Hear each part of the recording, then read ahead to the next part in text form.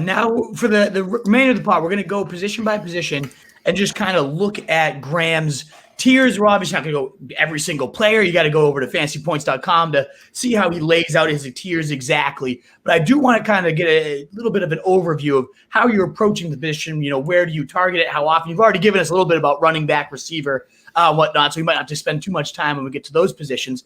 But in general, where are you looking to target that? How many of that position are you typically trying to have on your roster?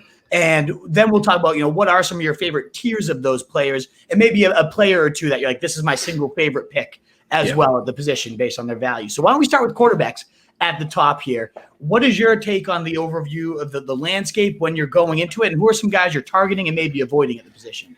Yeah, so from a construction standpoint, you typically want to take just two if you can get away with it. Obviously 2 guys with separate bye weeks. 3 is fine. It depends. But most of the time you want to take just 2 so you can use that, that extra roster spot on a late round back or another receiver. So in general, I'm taking 2. And this year is an especially fun year to draft quarterbacks, I think, because we've got one massive tier between Mahomes, Allen, Lamar, Kyler, and Dak. And I think Mahomes is probably in a tier of his own, but for just like scoring sake, Allen, Jackson, Murray, and Dak, they all have the QB1 upside. So I kind of lumped them all together, but Mahomes is definitely the one in that tier. I personally, we just talked about the running back dead zone.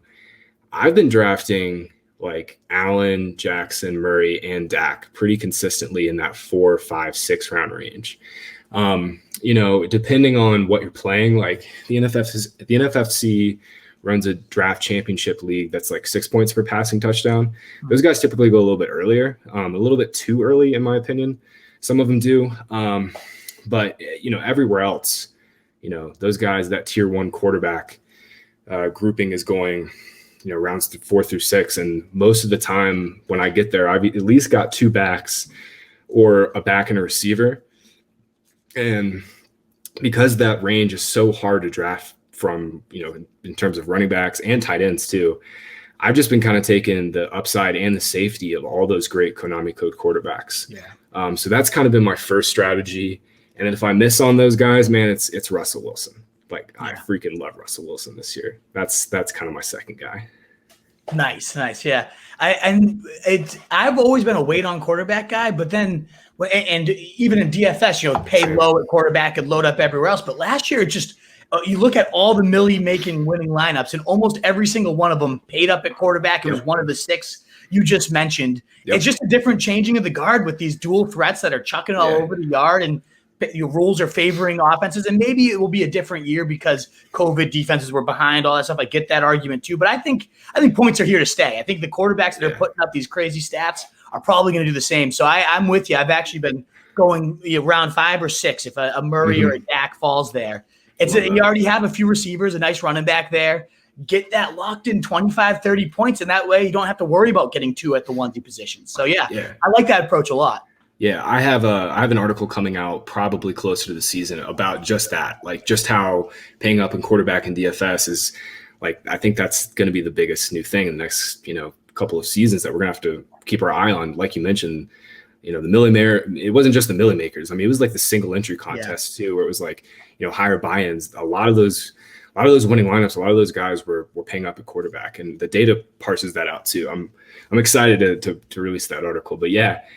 5th round, Lamar Jackson, man, that's just like, that's what dreams are made of this year. Because that range sucks. That range is horrible because you're missing out on like Thielen, Lockett. It's a tier change at receiver. It's a big tier drop off at running back. Tight end is Andrews and Hawkinson. I'm fine with those guys there, but man, I think the safety and the upside of like Lamar and Dak and Kyler in that range is just so sick.